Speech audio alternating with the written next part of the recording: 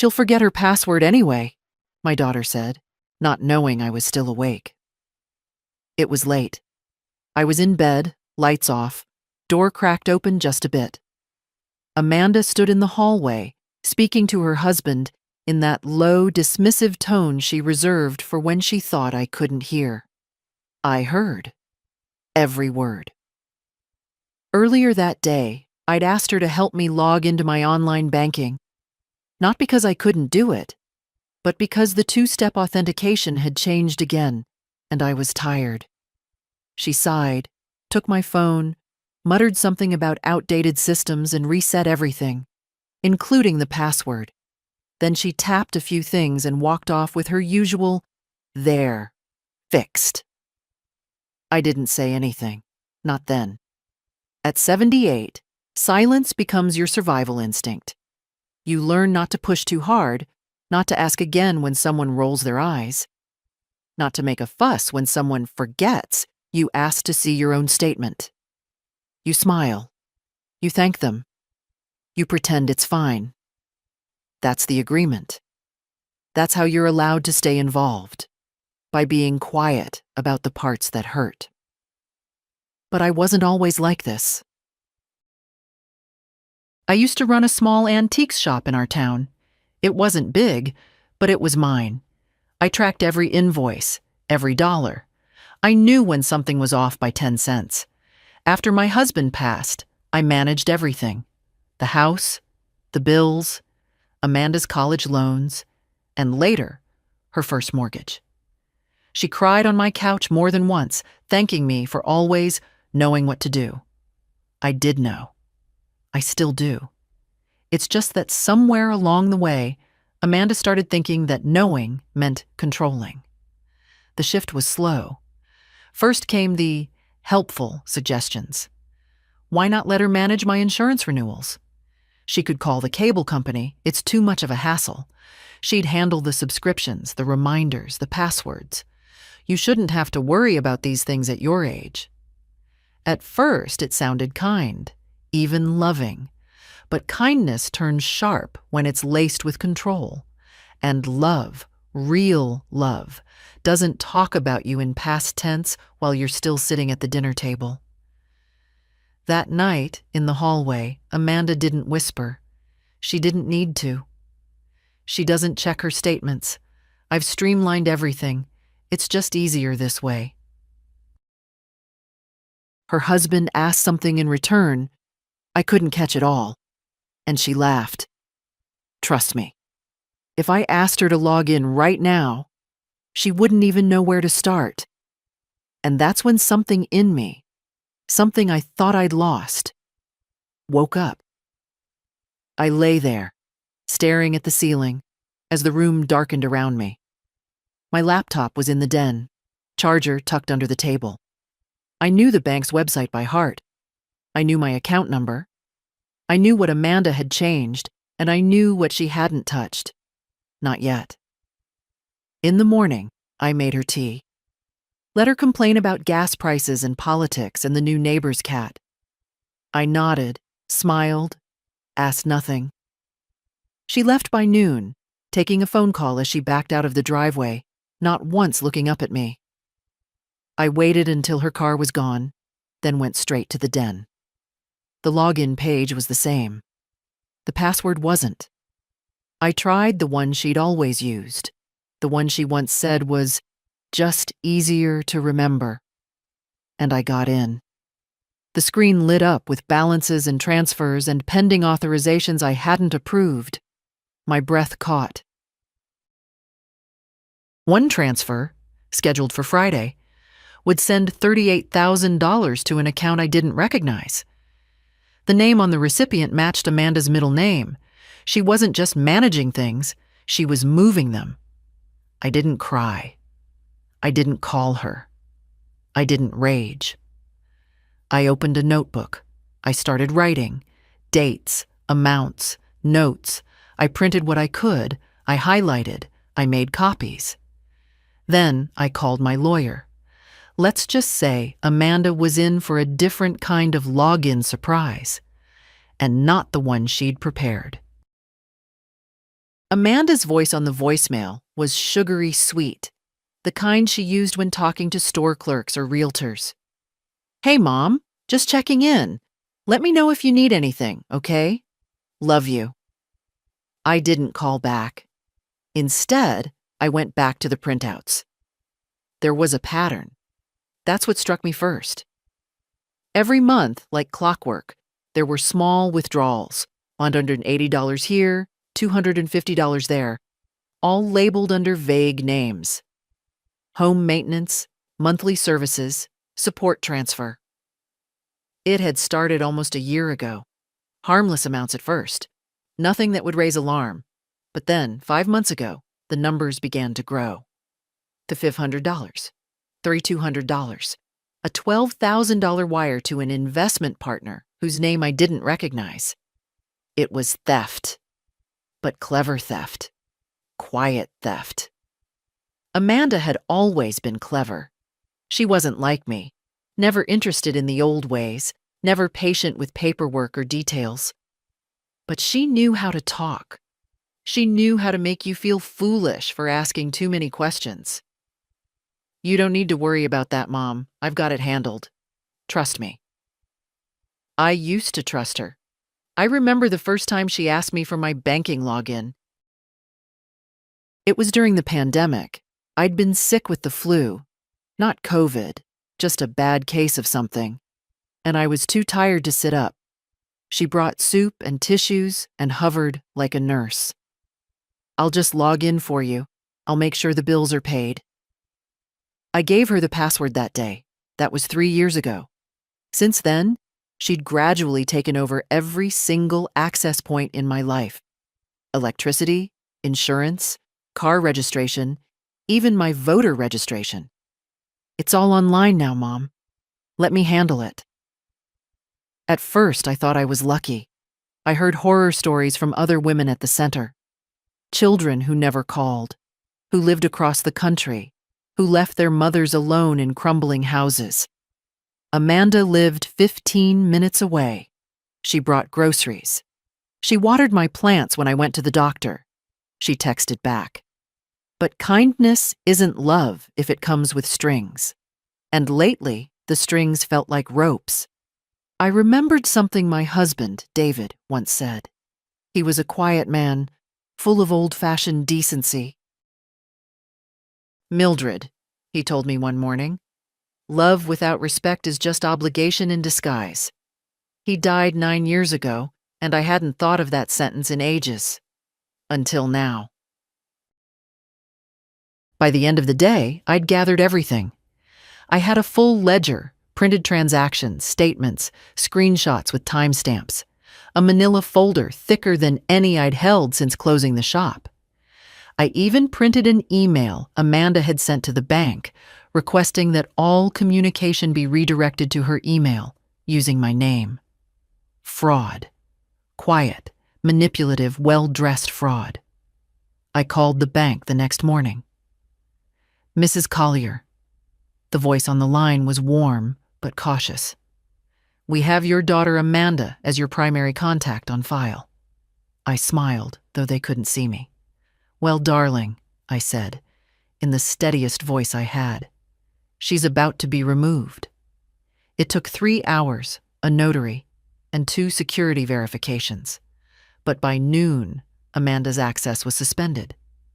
Temporarily, just enough to make her wonder, to rattle her rhythm. I didn't tell her, not yet.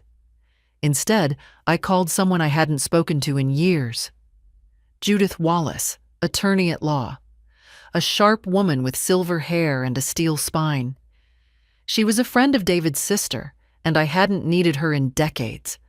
But when she picked up the phone, I didn't even have to explain much. "You've got receipts?" she asked. "Dozens." "Then come in tomorrow. We'll prepare the first filings." "Filings?" I asked, heart quickening.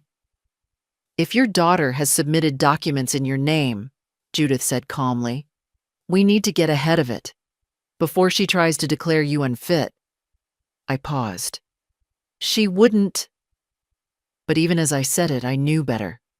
Judith was silent on the line for a second. Mildred, she said gently, you're not the first mother I've helped, and you won't be the last. I hung up and sat in the quiet of my kitchen, tea growing cold beside me. My house was tidy, the sun bright through the window. Nothing looked out of place. But everything had shifted. My daughter, the baby I once rocked at 3 a.m., the girl who cried over scraped knees, the woman I helped through divorce, was now building her life on top of mine. And I was done pretending not to notice. The password didn't work. I tried it again, carefully, slowly, just in case I'd mistyped. Still nothing. The screen blinked red. Incorrect credentials. Please try again. I stared at it for a moment, then reached for my notebook. I had written it down. I knew it by heart, but I wanted to be sure. Wanted proof that it wasn't just me making a mistake.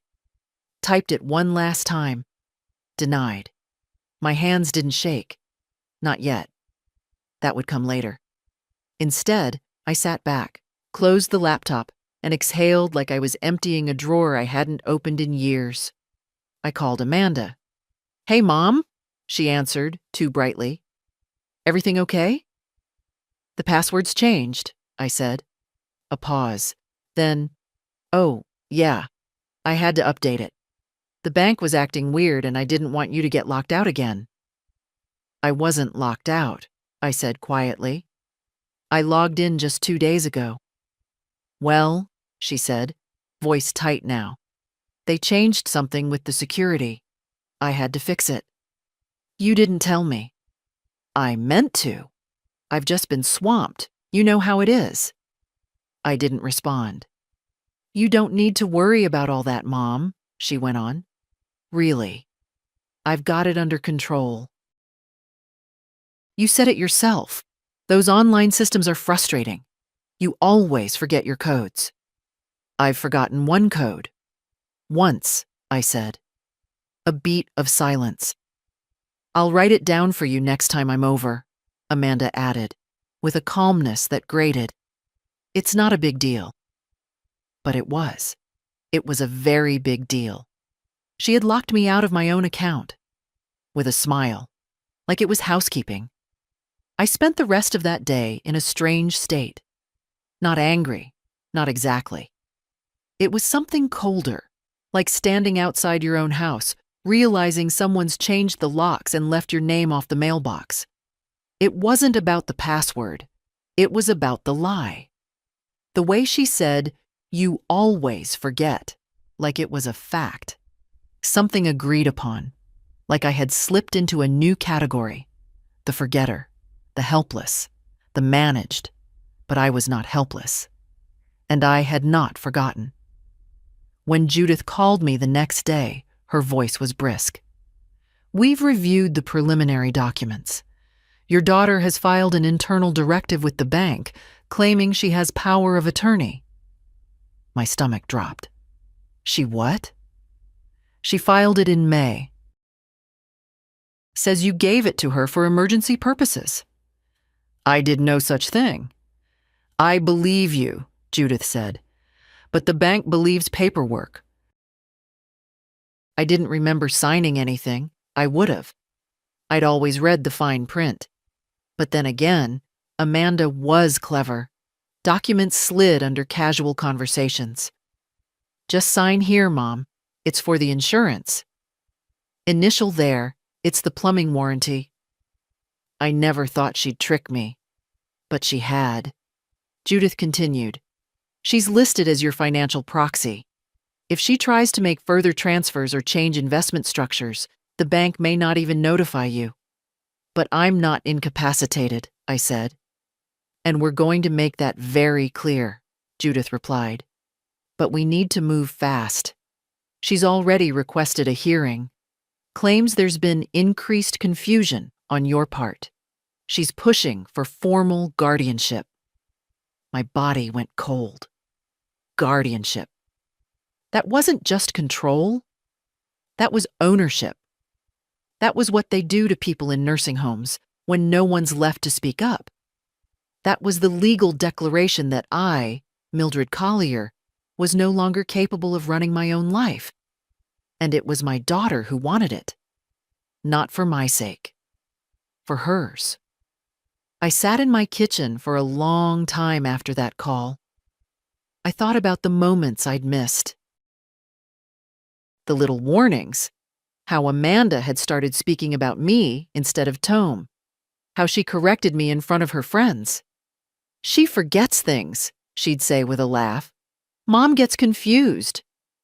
But I wasn't confused now. I was furious. That night, I opened the filing cabinet in the back hallway. Inside were the papers I'd kept for decades. Tax forms, sale deeds, medical records, account statements going back to the year we bought the house.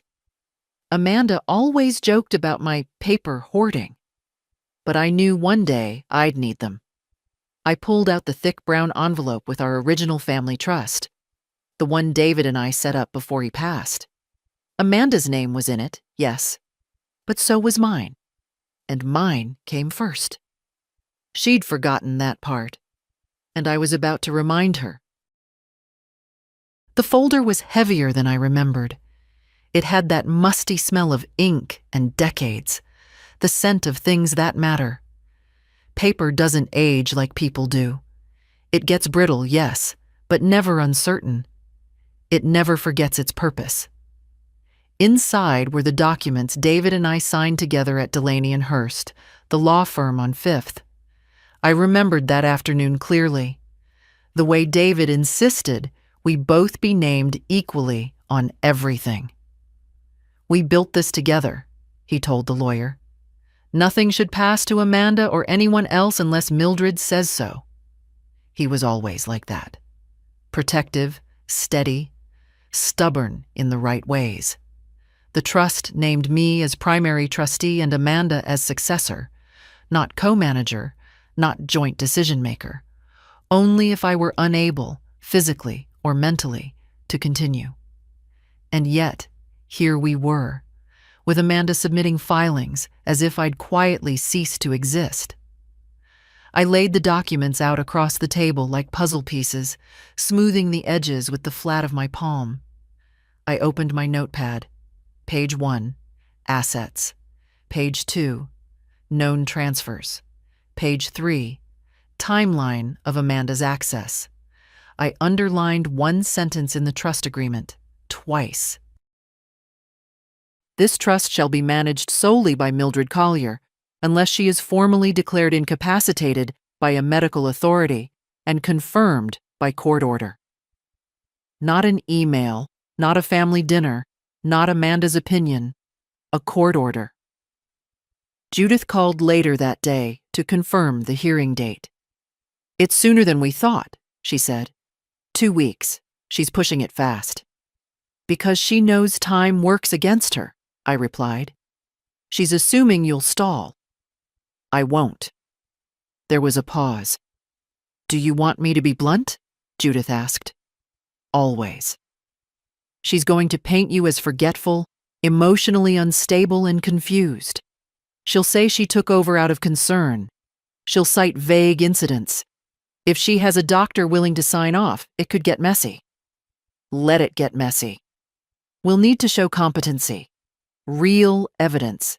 Can you walk me through your daily routines, medications, any recent health evaluations? I smiled faintly. I take 1 pill a day. Low-dose statin. I walk every morning. I cook every meal I eat. And I still know the birthday of every person in our family, including her ex-husband. Judith laughed. Perfect. Let's get you evaluated anyway. Independent cognitive test, just to bulletproof the case. I'll set it up. After the call, I made tea. Not because I needed it, but because I needed the ritual. Pour, steep, wait. There's comfort in order. The world can fall apart around you, but if the water's hot and the cup is steady, you're still yourself. Amanda texted me that evening. Hey, Mom, just checking in. Let me know if you need anything at the store. I can swing by tomorrow. I didn't reply. Let her wonder. The next day, I walked 2 blocks to Dr. Reynard's office. Judith had arranged the appointment quietly. He was a spry, no-nonsense neurologist with a handshake like sandpaper and a voice that cut through pleasantries. Here for the "Are you crazy on test?" he asked, eyes twinkling. Apparently, I replied. He gave me memory tests, logic puzzles, dexterity challenges. I aced every one. When I finished, he nodded. Mildred, you've got better recall than half my staff. Your file's clean? No red flags. Will you testify to that? Gladly. I walked home with the paperwork tucked under my arm like armor. On the porch, the wind had scattered dry leaves across the steps. I didn't brush them away. I liked the sound they made when I walked through. Sharp, crackling, unmistakable. Amanda showed up unannounced 2 days later. I saw her car before I heard the doorbell. Silver SUV. Always spotless. She knocked like she owned the house. I opened the door and stepped aside, letting her in without a word. She looked polished. Neutral sweater, carefully careless hair, faint perfume that smelled like money and detachment. Hey, Mom, she chirped, too brightly. I was in the area. I said nothing. She walked in, eyes scanning the room like she expected change, or maybe damage. She didn't sit. Everything okay? She asked. I tilted my head. Why wouldn't it be? Well, she smiled nervously. You haven't replied to my messages. Just wanted to check in. You've already checked into my accounts, I said calmly. What else do you need? Her face froze. I don't know what you mean. No? Mildred. She tried a softer voice. You know I've only ever tried to help. I was just trying to protect you. By removing my access? By filing for control of my life? She blinked. That's not... Look, you've been forgetting things. You left the stove on last month. I turned the stove back on because you brought me groceries I didn't ask for, and then insisted we use them up before they spoil. You're twisting this. No, I said, still calm. I'm remembering it. Amanda's mouth opened, then closed. I watched her struggle, not with guilt, but with the dawning realization that her version of the story might not hold. I have a hearing next week, I told her. Her eyes narrowed. You what? Filed a counter motion, and by the way, you're off the trust. Effective immediately. You can't do that. I just did. She stood there, hands clenched, as if trying to decide whether to shout or cry. She did neither. Instead, she turned on her heel. I've done everything for you, she hissed as she walked out. Everything. No, I said to the closing door. You've done everything for yourself. His name was Lawrence Wynn, and I hadn't seen him in nearly 20 years. He was David's old business partner, back when they ran their small appraisal firm. A quiet, sharp-eyed man with a memory like a file cabinet and a deep distrust of anything digital. A man shouldn't rely on machines to remember his money, he used to say. I found his number in an old address book, tucked behind a dog-eared birthday card David had once written me. The number hadn't changed, and neither, it seemed, had Lawrence. Mildred, he said, his voice crisp even through the static of the line. I was wondering when you'd call. You were? I've heard whispers. Amanda's been reaching out to my accountant. I sat up straighter. Your accountant? She asked him last month if he'd be available to assist with her mother's estate transition. Said it was time to simplify assets before mental decline sets in. I closed my eyes. For a moment, everything went quiet. The room, the air, my own breath. as if even my lungs needed a second to absorb it. "She's getting bold," I said finally. "She's getting sloppy," Lawrence corrected. Too many assumptions, not enough tact. I told him everything: the password, the filings, the trust, the pending hearing. When I finished, he whistled low. "You've got a fight on your hands." "I know." "You're ready for it?" I paused, then said the truth. "I'm not ready, Lawrence. I'm done." He understood, didn't press. "I'll come by tomorrow," he said. "Bring copies of the trust. Let's go over every inch of it." The next morning, he arrived at 9 sharp, carrying a briefcase the size of a small suitcase and 2 steaming cups of black coffee. "No cream, no sugar," he said. "You still drink it like that?" "I do," I smiled. We set up at the dining table, where the morning light made everything look softer than it felt. He spread out the trust documents, tax returns, property records, and a legal pad filled with his tight, angular handwriting. "She's used your name in several financial inquiries," he said, pointing. "That's forgery if you didn't authorize them.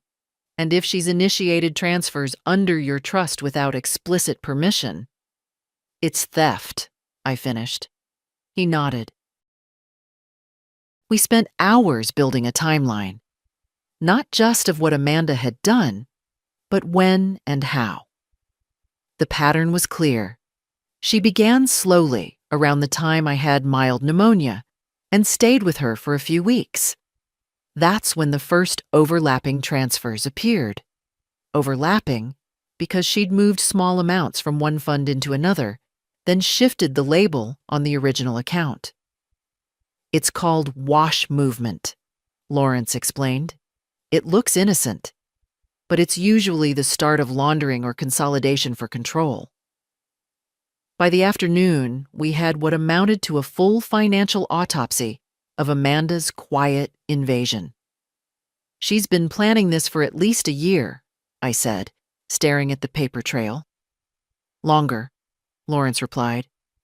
"She was waiting for the right moment. Illness, confusion, anything that made you vulnerable." "But I'm not vulnerable." "No," he said, eyes steady. "You're dangerous now." He left just before sunset, with a promise to submit an affidavit to Judith. Before going, he paused in the doorway. "David would have been proud of you, Mildred, for not letting her finish what she started." I watched him drive away, then sat in the empty house with the folder still open beside me. I should have felt victorious, or at least vindicated. Instead, I felt tired. Not weak, not afraid, just tired. It takes something out of you, discovering betrayal in someone you raised. There's no neat drawer to put that feeling in. It sits somewhere in your chest, unsettled, restless. You keep thinking back, to lullabies, to homework at the kitchen table, to prom night tears and whispered secrets between mother and daughter. You ask yourself when it shifted, and deep down, you already know. Amanda always admired power, but she never learned the difference between power and dominance. She thought control was safety. She thought if she ran everything, she'd be the one who couldn't be hurt. But love isn't safe, and motherhood isn't management. That night, I sat on my porch with a blanket across my knees and watched the last light leave the sky. A neighbor passed by walking her dog. She waved. I waved back. Inside, my phone buzzed. Amanda. I didn't answer. Let her feel silence for once. Let her wonder what comes next, because the next step was mine. The letter arrived folded in thirds, formal and sharp, like the tone it carried. Notice of petition for appointment of guardian, filed by Amanda Collier, on behalf of Mildred Collier. Due to observed cognitive decline and financial vulnerability. I read it once, then again.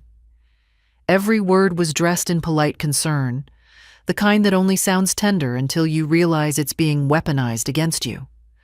Words like well-being, protection, stability. But underneath the legal polish, the message was clear. She wanted ownership of me, of my accounts, of the house, of my life. I stared at the letter on the kitchen table next to my teacup and half-finished crossword. Amanda hadn't called, hadn't warned me, hadn't said a word since the day I told her I knew what she was doing. Instead, she'd filed a formal request to have the court declare me incompetent. It's a strange feeling, realizing your own child has prepared an argument for why you shouldn't be allowed to make your own decisions. Judith called before I could pick up the phone myself. "I just received a copy," she said. "They filed it fast." She's using your age, her role in managing your affairs, and the fact that you've resisted help lately as grounds. "Resisted help?" I repeated. "As in, changed my password back?" "As in, tried to reclaim your life," Judith said. "They'll argue you're being paranoid, that you're lashing out because of fear. It's a common angle in guardianship cases." "But it's not true." "No," she said, "but it's persuasive, and that's what courts look for. Not always the truth, but the strongest version of it." She paused. "We'll need a formal psychological evaluation, and I want a geriatric care specialist on record, someone who can say clearly that you are not only capable, but actively managing your affairs." "And if we do all that?" "Then we win," Judith said. "Because once you show you're lucid, coherent, and acting in response to legitimate concerns, the entire narrative collapses." I took a breath. "Do you believe me, Judith?" There was no hesitation. "I do, and I've worked on enough of these cases to know when a daughter's concern is real and when it's convenient. Amanda is building a case around your silence, not your behavior. And now that you're speaking, her foundation is crumbling." The next day, I sat across from Dr. Lin, a geriatric specialist with soft eyes and sharp questions. She asked about my routines, my diet, my sleep, my memory. She gave me a series of tests, not the kind you can bluff your way through. I passed every one. "You're clear, Mrs. Collier," she said, signing the last page. "No signs of cognitive impairment, no memory disorder, no decline." I thanked her, then walked out into the bright, cold morning. The wind had changed. I could feel it in my bones. Amanda must have felt it too, because that evening she texted me. "Hi, Mom. I hope you're doing okay. I know things are complicated right now, but I really do care about you. We both want what's best." I stared at the message for a long time. No apology. No withdrawal of her petition. Just that slippery, well-practiced tone. One part daughter, one part defendant, trying to pre-plead her case. I didn't respond. Let her sit with that. 3 days later, I received a second letter. This one from the court. Hearing date confirmed. Room 207B, County Civil Courthouse. 1 week away. And at the bottom of the page, a note. "Petitioner will present witness testimony." I blinked. "Witness?" I called Judith. "Who's she bringing?"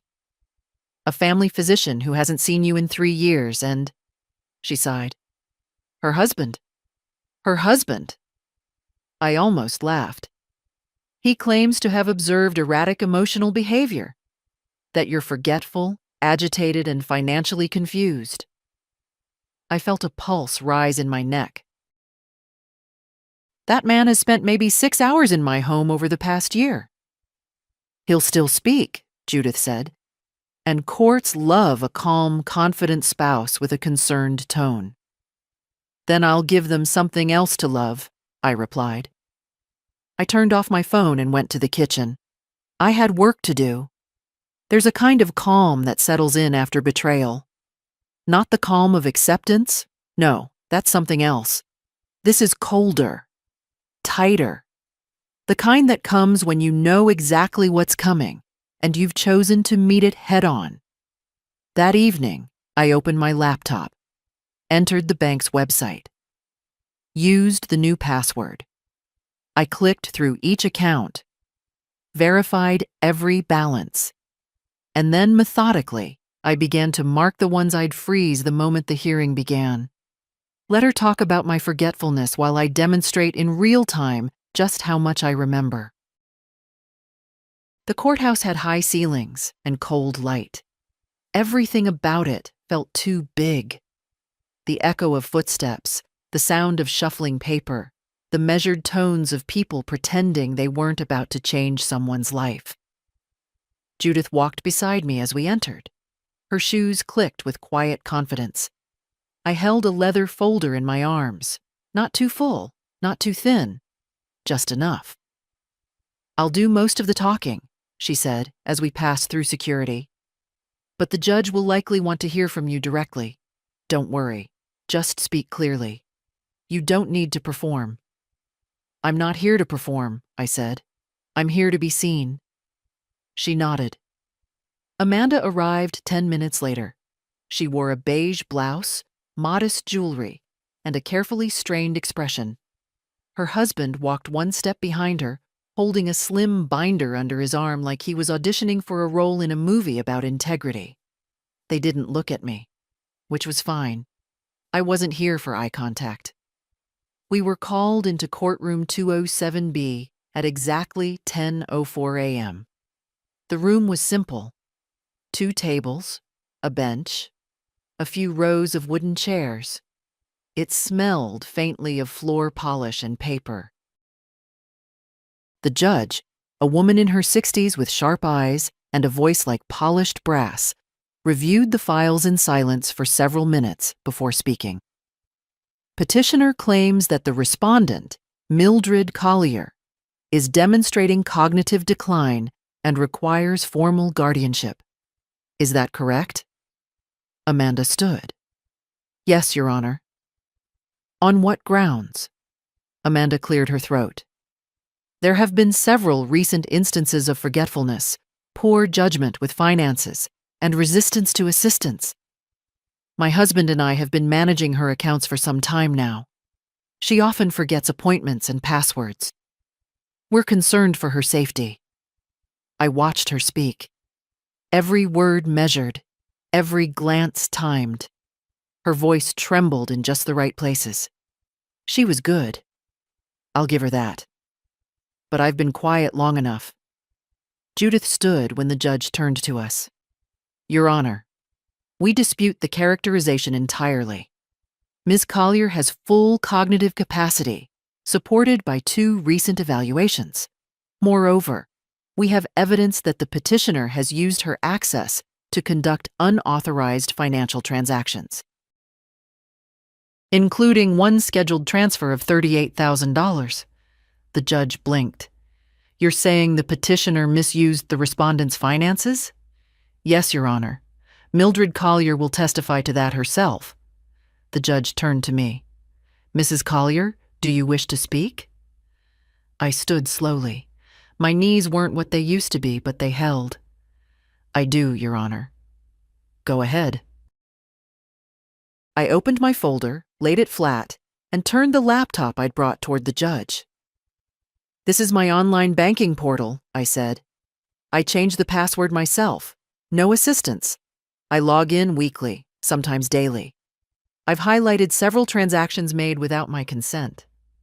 I navigated to the flagged transfers. My fingers moved steadily. No fumbling, no hesitation. I heard a quiet intake of breath from Amanda's table. "This transfer," I said, pointing, "was scheduled by my daughter to an account in her name. I did not authorize it.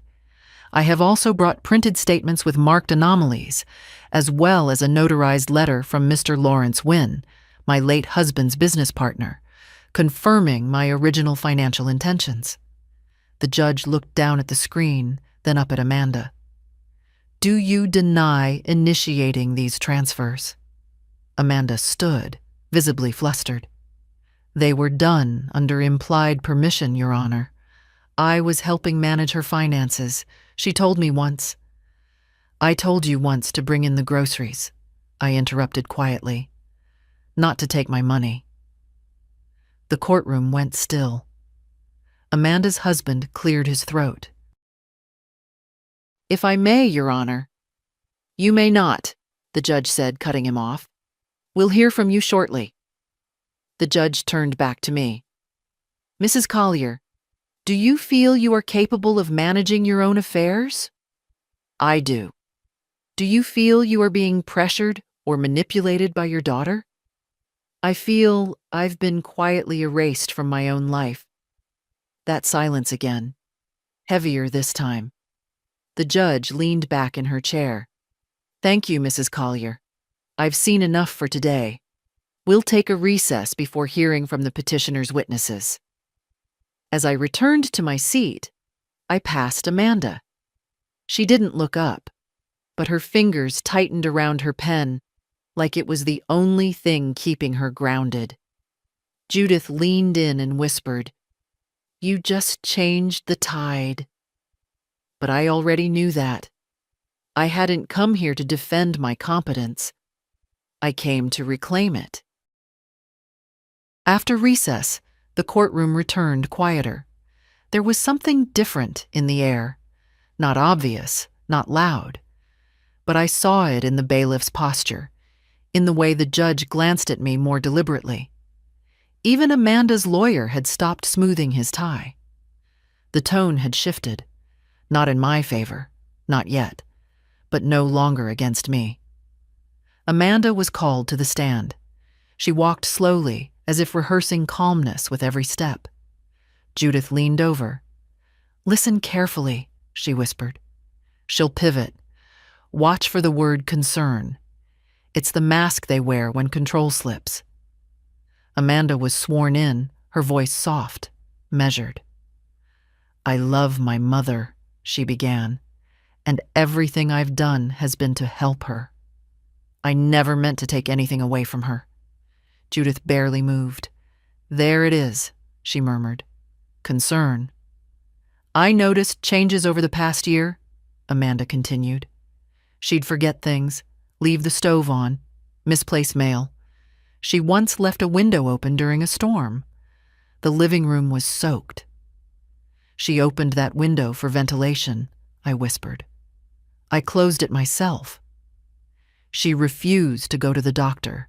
She ignored important documents.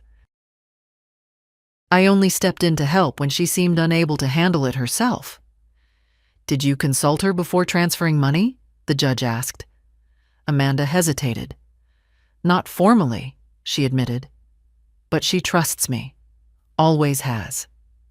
"Did she authorize you to submit a power of attorney document?" Another pause. "She signed something, yes. It was during her recovery from pneumonia. She was tired.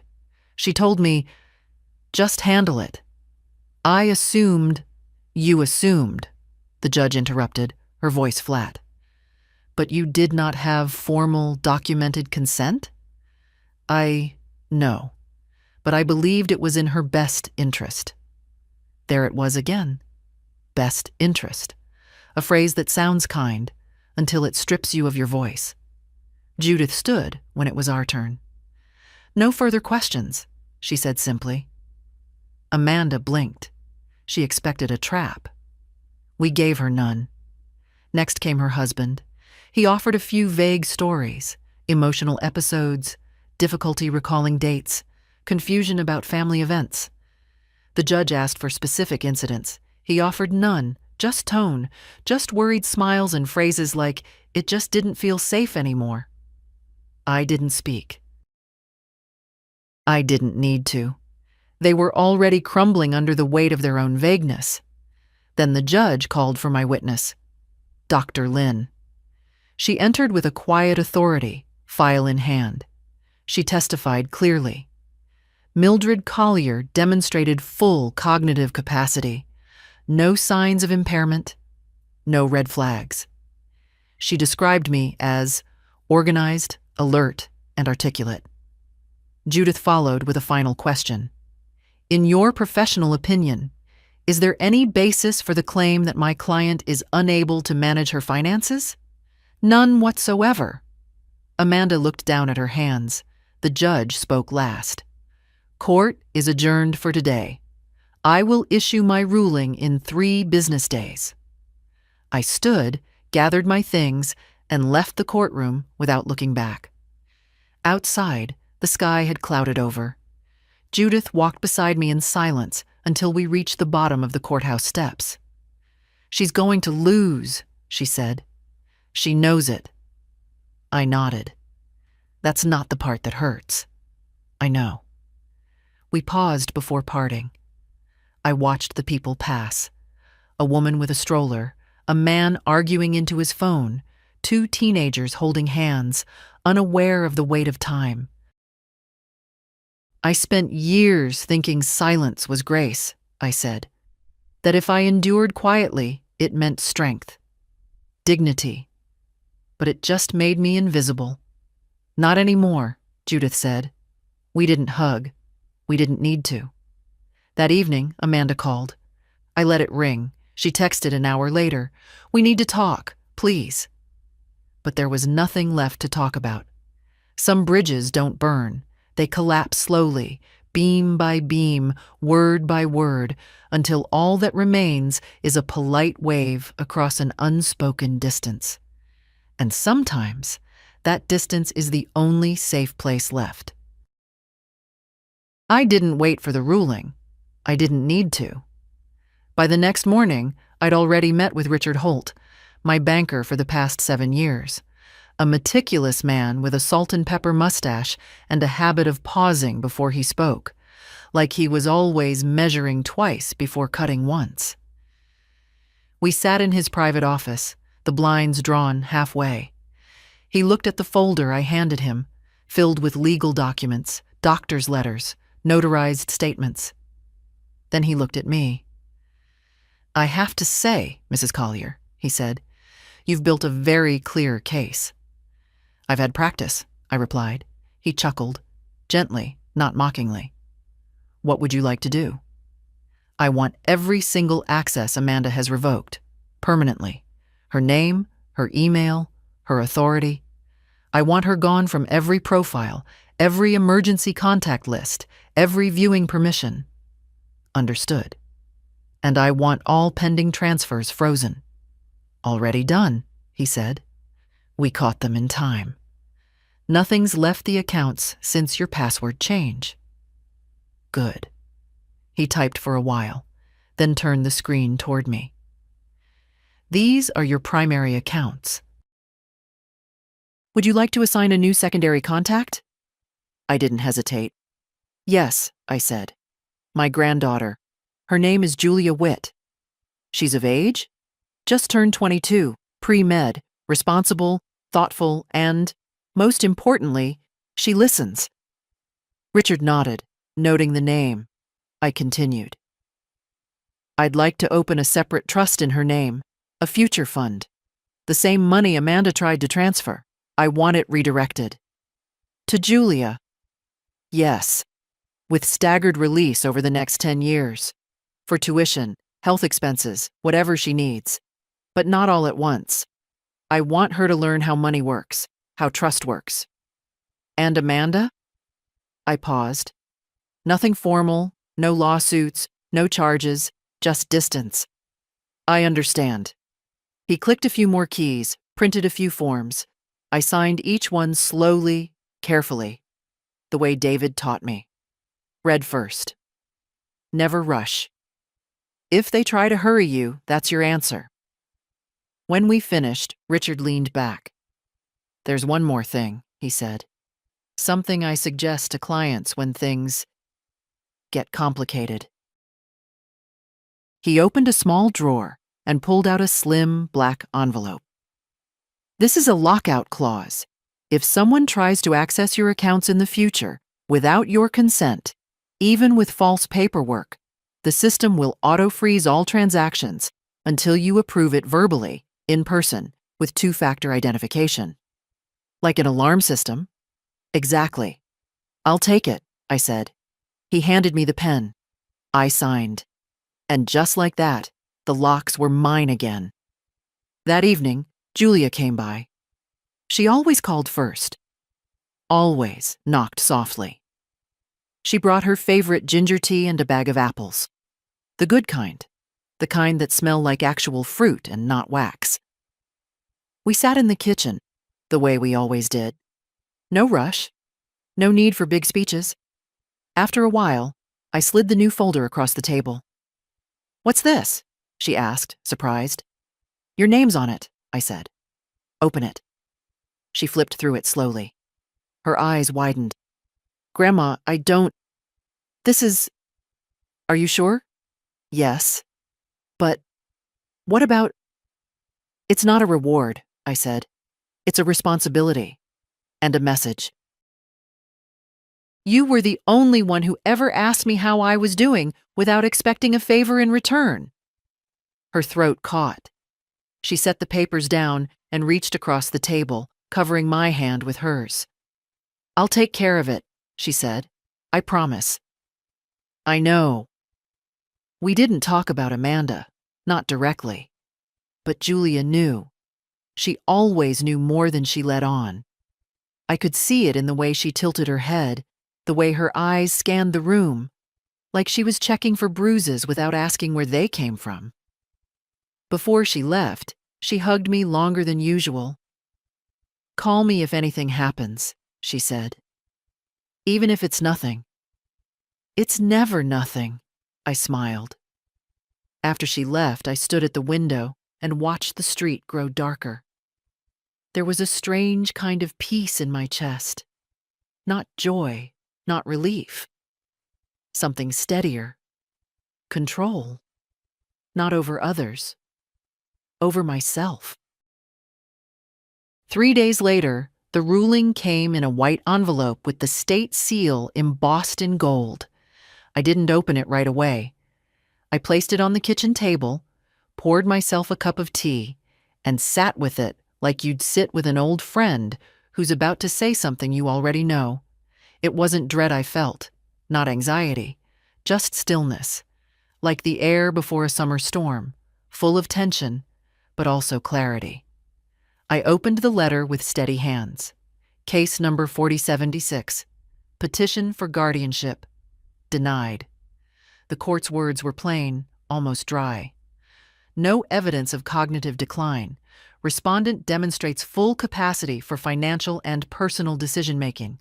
All prior arrangements initiated without formal consent are nullified.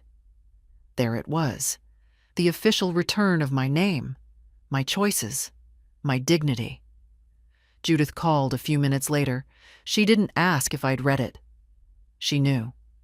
"I've already filed the revocations," she said. "Amanda no longer has any legal standing in your financial affairs." Good. She may try to reach out. You don't owe her anything, but I suggest you prepare for the apology tour.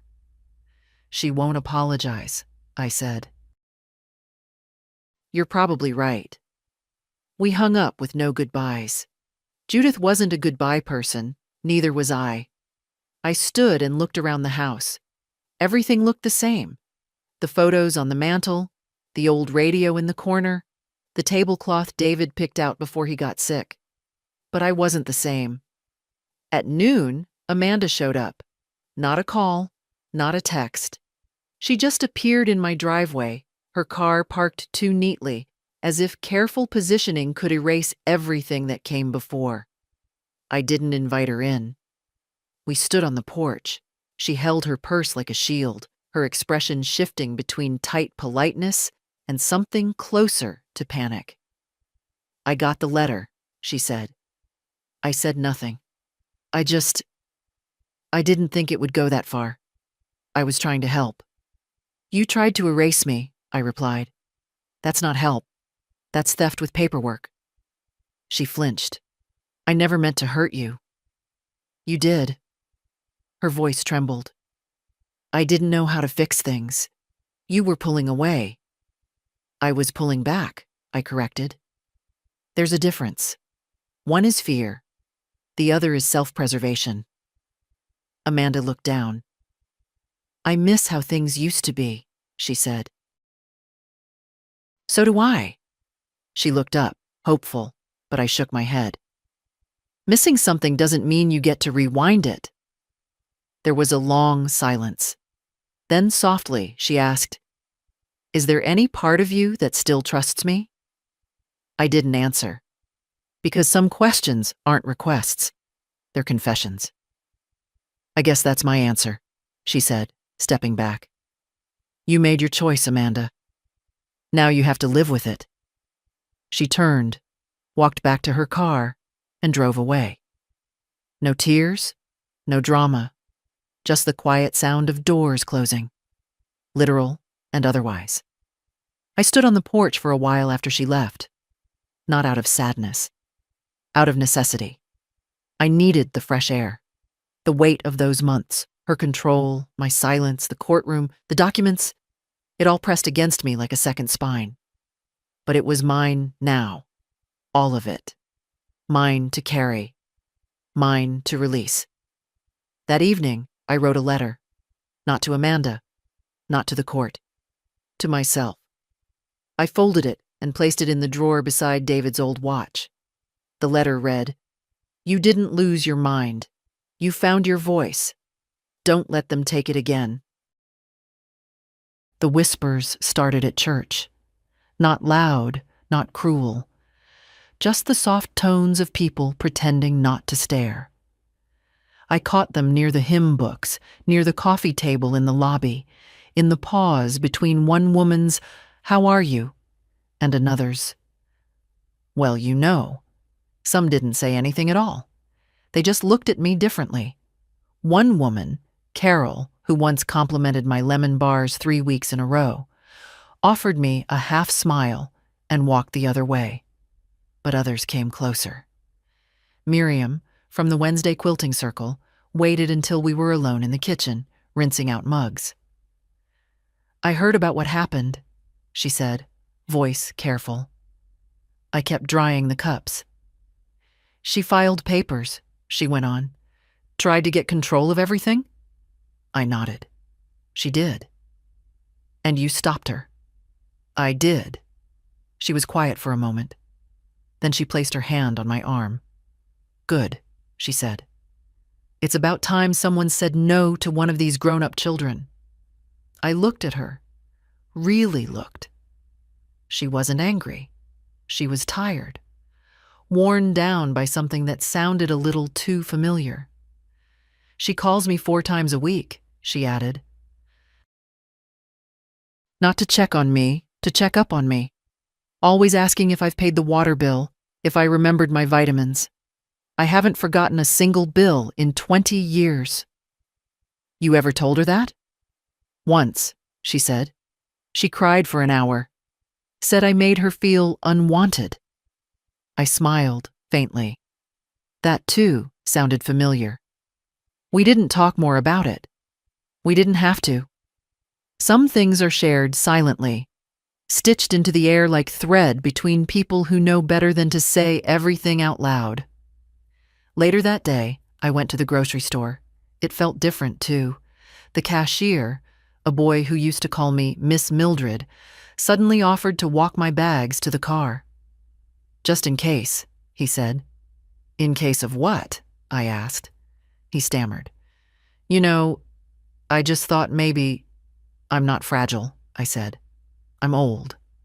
That's not the same thing. He nodded, face flushed, and handed me my receipt without another word. The assumption had settled in. That I was the woman who had almost been declared incapable. The woman whose daughter tried to intervene. The woman whose story was now part of some quiet neighborhood legend. But that was fine. Let them talk. I had things to do. At home, I cleaned the pantry, rearranged the spice rack, tossed a few cans of beans from 2016. Then I sat down and wrote a letter to Julia. Not legal, not formal. Just words. Words I wished someone had written to me when I was 22. You will inherit more than money. You will inherit silence, guilt, expectations, all disguised as love. Learn the difference. Keep your kindness, but never give it to people who weaponize it. I folded it, sealed it, and tucked it into the drawer where she'd one day find it. That evening, I sat by the window, watching the sun stretch across the lawn in long orange bands. The house was quiet, but not hollow. Amanda hadn't called again, and I hadn't expected her to. She was living in the space she created, a place where good intentions became excuses and consequences finally came to visit. I thought about her childhood, the scraped knees, the broken crayons, the bedtime stories. I never imagined we'd end up here. But motherhood doesn't promise a straight line. It only promises that love, once given, can't be taken back. Only changed. And mine had changed. Not into hate, but into distance. Measured, necessary distance, a line I should have drawn sooner. I hadn't been to the shop in over a decade. It stood just where I left it, wedged between a tailor's storefront and an empty bakery that never could keep a tenant. The sign, Collier's Antiques, was faded now, the gold lettering chipped and soft around the edges. But the windows were clean. Someone was still trying. I stepped inside. The bell above the door gave the same little chime it always had, high and thin, like laughter you don't quite trust. The new owner looked up from behind the counter. Young, late 30s maybe, buttoned shirt, sleeves rolled to the elbow, a kindness in his face that hadn't hardened yet. "Can I help you?" "No," I said. "I used to own this place." He stood quickly. "Wait, you're Mrs. Collier?" "I am." He reached out, hesitated, then offered his hand. "I'm Dean Levers. I bought the business from the last couple 5 years ago. You've kept it nice." "Thank you," he said. I tried not to change too much. I walked slowly through the space. It was smaller than I remembered, or maybe I was just taller when I was younger, fuller, busier. But the layout was nearly the same. The old oak table in the center, the glass case near the register. The lamp I bought from that estate in Manchester still stood in the corner, flickering faintly. Dean followed me at a respectful distance. "I kept a few of your tags," he said. "Handwritten. Thought they were beautiful." They were just words. They had care in them. People noticed that. I paused near the back wall, where I used to keep the pocket watch cases. David had once spent 2 full weekends refinishing the glass shelves. "No one notices shelves," he said, "until they're cracked." I ran my fingers along the edge, still smooth. Dean spoke again, quieter now. "Your daughter came by a few months ago. Wanted to know if you had any unsold stock on file. Said she was clearing up your estate." I turned to him. "She said what?" He flushed. "I didn't give her anything. Something felt off. You weren't on any obituaries, so I figured you were still around." "Still am." She seemed surprised when I said that. I exhaled slowly. "Thank you," I said, "for trusting your gut." He nodded. Before I left, he reached under the counter and handed me something wrapped in soft cloth. "I think this belonged to you," he said. "Found it tucked behind the register last year. I didn't want to sell it." I unwrapped it. A small porcelain rabbit. Amanda's. She used to keep it near the window as a child, said it looked like it was watching people pass by. One day she dropped it. We glued it back together. The crack was still visible along its back leg, hairline, and faint. I stared at it for a long moment. then rewrapped it and placed it in my bag. Outside, the air was crisp. I walked down Main Street slowly, letting the wind tug at my sleeves. People passed me without recognition. I wasn't the woman from the courthouse here. I was just a woman with a bag and an old story, and that was fine. At home, I placed the rabbit on the windowsill, not as a memory, as a boundary. Something broken, yes, but kept on my terms. Later that evening, Julia called. She'd received the envelope with the letter I'd written, said she read it twice, said she cried. But good tears, she added quickly. It felt like, I don't know, like something I needed but didn't know I was missing. That's how truth works, I said. It shows up quietly, like rain on dry soil. She asked if she could visit this weekend. I told her yes, and this time, when I hung up the phone, I didn't check my bank account, didn't scan for alerts or watch the door. I just sat down, closed my eyes, and let the silence wrap around me. Not emptiness, not fear, just peace. The kind you earn when you stop defending your place in the world and simply take it back. I saw Eleanor at the market.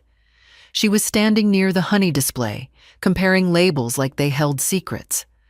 I recognized her from the side, the slope of her shoulder, the tilt of her chin. Some people age like photographs left in the sun. But Eleanor, she aged like stone, quiet, unchanged in her posture, only softer at the edges.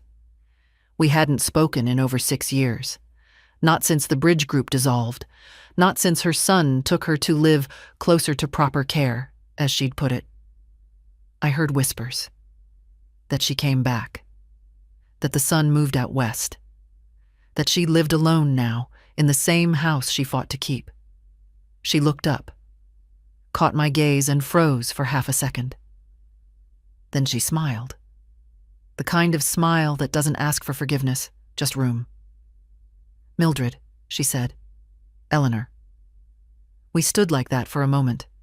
2 women, older now, surrounded by jars and fluorescent light. Then, almost shyly, she stepped forward and touched my arm. I heard, she said softly. I didn't ask what she meant. She went on. Not from Amanda, from Helen.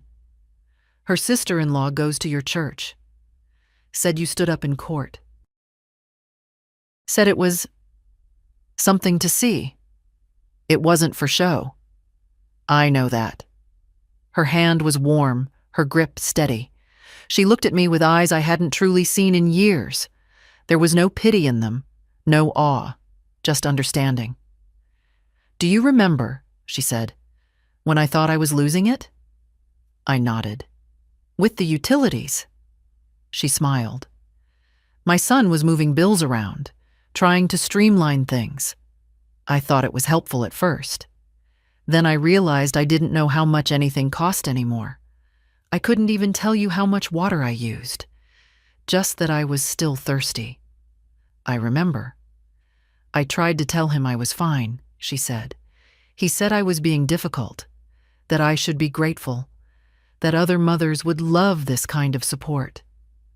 I said nothing. She looked at the jars again, picked up one with a gold lid. I started hiding things, she continued. Passwords, cash, my own mail, like a child hoarding sweets. I know that feeling. I felt ashamed, she admitted, like I was betraying him. You weren't. I know that now. She placed the honey in her basket, then turned back to me. It meant something. What you did, she said. Even to those of us who didn't say it out loud. I felt something shift in my chest. Not pride, exactly. Just relief. Like someone had named a thing I'd been holding in secret. I wasn't trying to start anything, I said. Sometimes starting something isn't a choice, Eleanor replied. It's a response. We walked together for a while after that, not out of obligation, but rhythm. 2 women, side by side, not rushing, not pretending. She told me about her garden. I told her about Julia. We didn't talk about Amanda, but she understood the outline. At checkout, she looked at me again. "If you ever need someone to sit quietly with," she said, "you know where I am." I nodded, and then she was gone. That night, I sat by the window, the rabbit still on the sill beside me. Outside, the wind had picked up. I could hear it in the trees. That low, rustling kind of sound that makes you feel both safe and small. I thought about Eleanor's voice. I thought about how many women I'd known who slowly disappeared inside their own homes, not from age, but from being made to feel unnecessary. I made a promise to myself then, quiet but firm. I will not go softly, not into silence, not into someone else's version of love, not into false safety wrapped in sugar-coated concern. I will name what is mine, and I will not hand over the key again. The letter came from Amanda. Real envelope, handwritten name, no return address.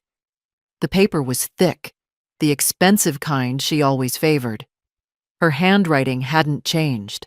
Still small, tight, slightly slanted like she was always holding something back. I sat with it for nearly an hour before opening it. Not because I was afraid of what it might say, but because I already knew. It was 3 pages long. The first 2 were apologies, not direct ones. No sentences that began with, "I was wrong" or "I hurt you." Just softer phrases. I didn't realize, I never meant. I thought I was doing the right thing. There were mentions of stress, of her marriage, of Julia's influence, and the complicated position she'd been put in. Nowhere in those pages was the word control. Nowhere was money. Nowhere was power of attorney. The 3rd page was shorter.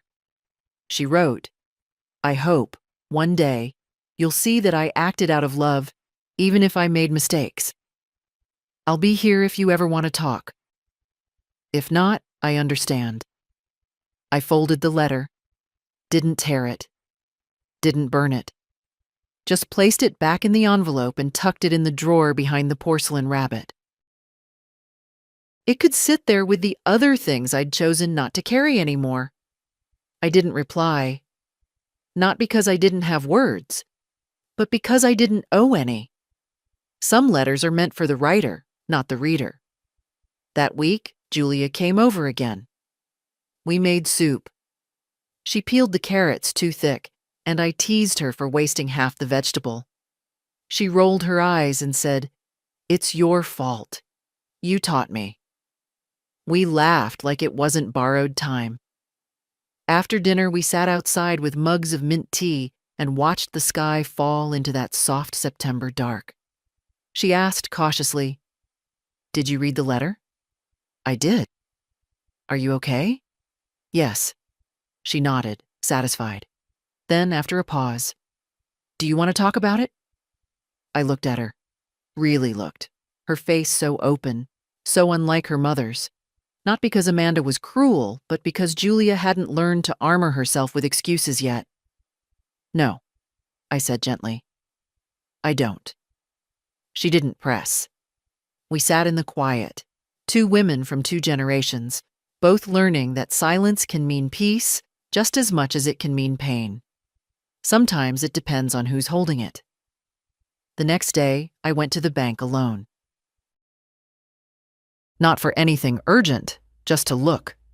The teller recognized me, asked if I needed help. "No," I said. "I just want to see it for myself." He nodded. I logged in on the public terminal, entered my password, and watched the screen flicker to life. Balances, correct. Transfers, frozen. Access, mine, all mine.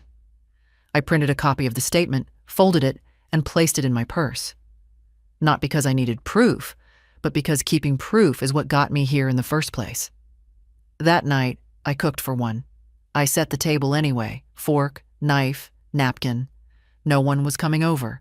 There were no guests, no court date on the horizon, no reason at all, except that I still existed. And existing, I'd learned, deserved ceremony. I poured a small glass of wine, lifted it once to the quiet room, and whispered, not like a wish, but like a verdict, to the version of me that nobody erased. The phone rang on a Sunday. I let it go to voicemail. It wasn't Amanda, not this time. It was the lawyer, not Judith, but someone from her office following up on the formal close of the guardianship case. Just confirming, he said, that all related documentation has been sealed. The ruling is final. Nothing remains contested. I listened once, then deleted it. Some endings don't need archiving. That afternoon, I sat by the window and looked out at the maple tree David planted the year Amanda was born. It had grown tall, taller than the house now, its branches wide and quiet, the way trees get when nobody's watching them grow. I'd thought of cutting it down once, after he passed. It blocked the view, I told myself, but really, it just hurt to see something still standing. I was glad I'd left it. That evening, I walked to the mailbox. A thin envelope waited for me. No return name. Just Collier in the top left corner. Her husband's last name, not mine. Inside was a check. $5,000. No note, no memo. Just a sum. A gesture, perhaps. Or a bribe. Maybe even guilt, reduced to numbers. I stood in the hallway for a long time, holding it. Then I turned, walked to the shredder and fed it through. Let her learn, the way I did, that not all silence can be bought. I made tea, sat down, and for the first time in months, opened my photo albums. Not to remember her, but to remember me. There I was, at 24, holding newborn Amanda in the hospital. At 36, standing beside David in front of the first shop. At 50, laughing in the garden with Julia on my lap. All the versions of myself that I had once been. All the women I had lived through. I ran my hand across the images, not in mourning, but in recognition. They were still in me, not gone, not ruined, just waiting. The next morning, Julia brought over a stack of brochures. Community classes, local writing groups, senior hikes. You don't have to pick one, she said, but maybe pick something. I'm not broken, I reminded her. I know, she smiled, but maybe you're done surviving. That landed differently. Later that week, I signed up for a memoir course, not to publish, not to impress, just to tell it, my story, my way. No one edits you when you're 80, they just listen. And maybe, if they're smart, they learn. So here it is then. My last quiet note. If you've ever been spoken over, talked down to, put in a corner dressed as concern, stand up. Even if it's shaky. Even if it's late.